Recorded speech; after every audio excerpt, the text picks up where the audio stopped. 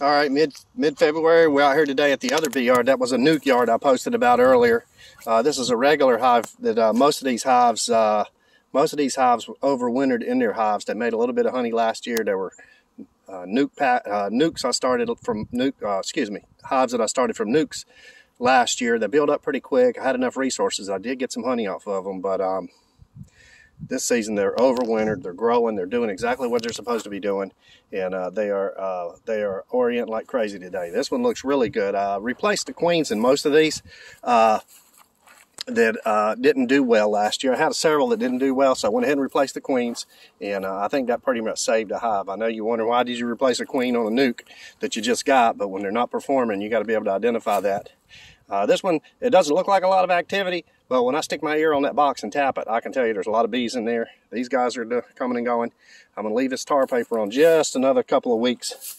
Since it's only on one side of the hive, I don't think it's going to cause any overheating issues, but the bees seem to like it. They're doing well. They're healthy. They seem to be happy. A lot of orientation. You can see, look at the shadows on the ground of all those bees coming and going. And then a lot of orientation going on. I see some pollen coming in. Anyway, it won't be long. So one of the things that we're going to be doing in a couple of weeks, we're going to go through each of these hives, take the bottom boards off, clean them off, clean the winter residue of cappings and wax and residue that's in there, clean all of that out, and then swap the box around depending on where the brood box is. Normally it'll be that gray box, so we'll put the gray on the bottom, put that blue on top, and that'll give the bees room to move up as the queen's building up that hive for the spring flow. They will build down, but they like to build up. So if I've got a propensity to go up, but I have to go down to get the bees that I need in the box, and I'm a queen bee, probably gonna be a little more hesitant to do it. A lot of different. Now this one, let me tap this one. See what's in there. Oh, they're in there. They're just not active. They're probably sitting on brood, and they got a few bees out coming and going.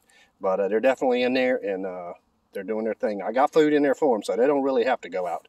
Got a little bit of carbohydrate patty in there, and with that, if they want to stay on that brood, that the bees can stay in there and nurse that brood and get those babies hatched and do what they need to do. So we'll be checking these guys out and actually going into the hives in a couple of weeks. So anyway, hang tight. Thanks for watching. These Bees Apiary of the Sandhills.